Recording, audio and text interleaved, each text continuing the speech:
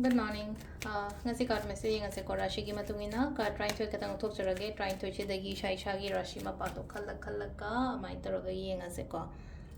mai thok ado selere ko koi first se dalere ani shuba se dalere ahum mari manga taruk taret nipan mapan Tara Mathoi Taranithoi. Kwan bako Mesha Shiko na sila isa kay no high cancers lay na ko yet papan bakot paleragadi nga si doyagani ko Brisharashi yo in at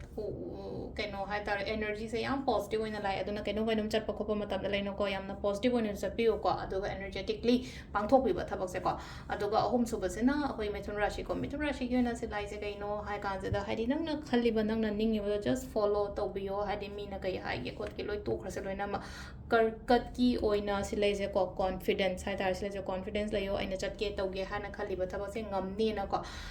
singa rashi gi oina su sidalai no khanjana gano haidi ai thaba pangthoke ha gadi chatpi ba ko kaina gi oina phai aphaba gumba kai gumba mai taroga lai ko silai sa mathan gi sna tula ge thaba gi hamgani ko thau yamgani yamna like no to oina oire ko next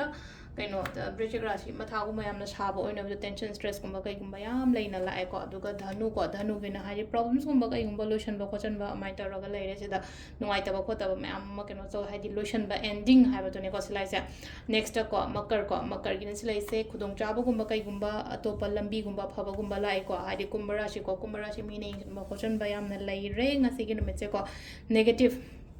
surrounding energies and hires ne ko surrounding energies kumba kai kumba se am negative of the meaning jen ba kala ko ko pod mai na kumba am leibo oino oibo to ko ado isa se yare nge positive oyo ga ding sai meaning jen ba ko jam do chang de na ko last ki min na ko min na gi na hadi profit layo hai na piri ko thabak to ma tam da profit oiro na traga hadi sel tum kumba kai kumba hai tar pa kitang lan se chang ko numit oino oibo to se da lai re khoi gi rashi gi matung ina tarot card reading ma'am thank you